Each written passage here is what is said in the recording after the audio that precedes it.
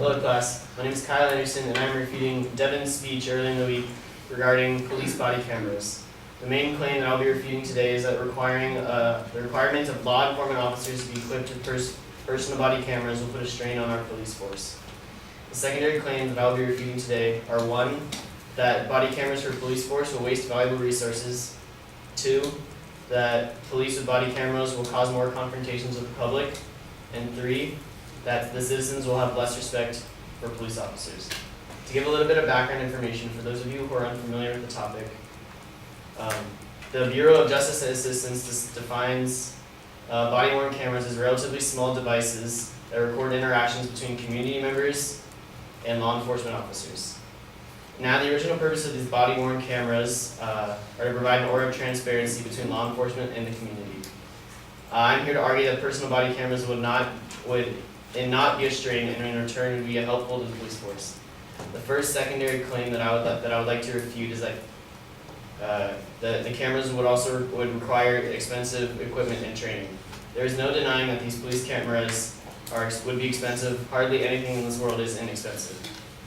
But the question and answer is, would they be of assistance, and are they worth it? According to a study completed by the Atlanta Journal-Constitution, Judy Cliff shows the cheapest price of police cameras would start around from $200 per unit. But the same study kind of shows the ranging of $800 to $1,200 is more of a realistic price for camera unit. Is all that money really too much to save a life or possibly protect someone from being wrongly accused? That's for up to you to decide. We're having to train police officers on to use these cameras. Basically, they have to get trained for their jobs already. So what is the point, or how much extra effort is it really to train them to train them how to properly use these cameras? She argued in her speech that some police stations are underbudgeted or underfunded, so that smaller departments won't get their money's worth, and that the costs can outweigh the benefits. These are solid points, but law enforcement could attempt to redistribute their funds, and at the end of the day, the job and duty of a police officer is to protect and serve the community, and police body cameras will assist in that. The second claim that I would like to refute is that the cameras will threaten the privacy of the public. Privacy is a right for all human beings and is an extremely controversial issue when it comes to the police body cameras. Every human deserves the right to express their own freedom of privacy, and that's not what I'm arguing against. The main issues brought up in the speech were about how the footage would be stored and utilized. An article in the LA Times written by Matt Pierce brings up instances when in Ferguson, Missouri, and Greensville, North Carolina, where police body cameras could have been beneficial. In both of these instances, the truth could have been revealed with compelling evidence, and in the future potentially save countless amount of lives. If the law enforcement can privatize the footage that police officers gather on their body cameras so that the footage can only be seen in a court of law or with reasonable cause.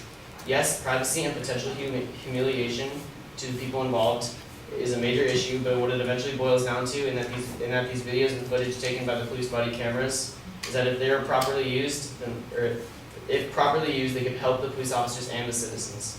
The third and final secondary claim that I would like to refute is that the citizens of the United States will have less respect for police officers and overall law enforcement. As I mentioned earlier in my argument, the job and duty of a police officer is to protect and serve the country, community, and its citizens. With that in mind, a certain amount of respect should be given for all those police officers who risk their lives every single day. I'm refuting the fact that the citizens will have less respect for the police officers because of the personal body cameras. I'm arguing that the respect should increase between the community and the police force. Not enough time has gone by for both the police and community to get used to and learn how to properly use these cameras. With proper time development, the cameras could create full transparency, and the people will be able to recognize the good in cops and have an easier time in finding who are the bad cops as well. Yes, as argued by Sergeant Matthew Mall, chairman of the DC Police Labor Union, as argued in the previous claim of fact speech, says he hoped for a bigger impact, but this is something that can be fixed or you be perfect right away. To reiterate, one more time, once enough time has passed for the police body cameras to be developed, the respect for police officers should increase. People tend to lose respect and argue when there's something to complain about, and if it's perfected, the respect for police officers will in return rise. To reiterate, the main claim that I am refuting is that police body cameras will put a strain on the police force. The three secondary claims that were used were that body cameras for the police force will waste valuable resources, 2, that the police body cameras will cause more confrontations with the public, and 3, that the citizens will have less respect for police officers. For point 1, I argue that it's saying that it's protecting lives as a priority over the general cost. For the second point, I argue that with proper care, the footage will assist the public and not put a strain on the police force. And for my third and last point, I argue that with that time to develop the technology and protocol for camera usage, police officers will begin to gather more respect. Thank you for listening.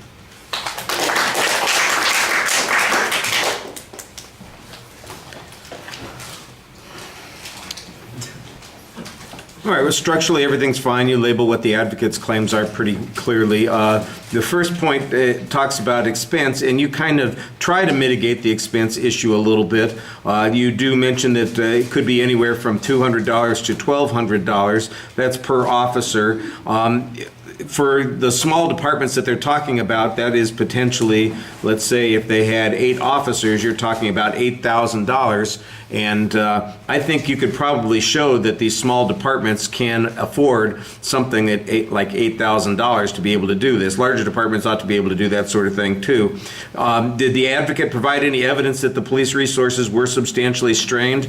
This sounds like it would be like for a big department, maybe 1 less officer. So instead of having 10,000 officers in Los Angeles, we have 9,995, and the rest of the money we spent on the cameras. It's not that substantial an investment for a larger department. The other thing that you could potentially argue here that you didn't seem to think about is that there are other sources of revenue, especially when you are dealing with law enforcement tools. Department of Justice has special grants for those sorts of things. Like if it was a small department that was really going to have a problem with this sort of thing, if it was mandated, states and federal government often provide support for those sorts of things. So you want to investigate that sort of information.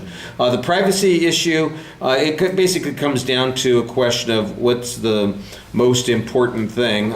You do suggest that in a couple of examples, having the body cameras could have solved some problems in North Carolina or in Ferguson, either by preventing violence from people who thought something bad had gone on, or making sure that if something bad had gone on, that people got appropriately punished for it. That's a reasonable press to make. I don't remember that the advocate had particularly strong stories on this point. And the notion that the footage can be privatized, I think there are some issues about that need to be discussed. How that could happen, I don't know, because the world we live in, it just doesn't seem to work that way. You put it on video, somebody's going to see it somewhere. The police respect argument, it's mostly assertion on your part. You're kind of just giving the reverse description of that, and you made okay points there. I just felt like there was a little bit of a lack of information to support your position, and you basically took a counter position on several of these issues and used different reasoning without having grounds that would convince me that your position was superior to the other one. Now, on presentation, I do notice that you look at me a lot, and I'm wondering if that's because I'm the only one who's paying attention because everybody else is on their phones. Okay, just checking. Because I did, when I looked up and saw you, I looked around and said, there are a lot of people on their phones. Maybe I should remind people to turn their phones off. All right, turn your phones off, folks. Okay, thank you.